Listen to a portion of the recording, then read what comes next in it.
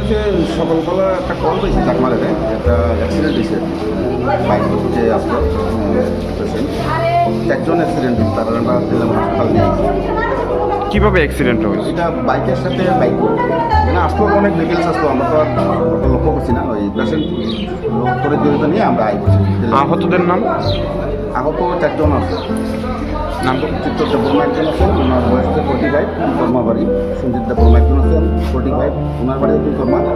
অঙ্কুর দাস 23 বছর, কুচিন্দাই।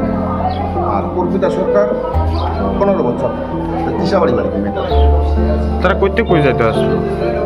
তারা ওই বাইকের মতো যেটা আসলো আপনার ইয়েতে চাকমাটা, আর ওদিক থেকে মনে হয় আইতেছে মানে এমনি কলিশনটা হয়েছে আর কি। মানে মুখোমুখি সংঘর্ষ হয়েছে?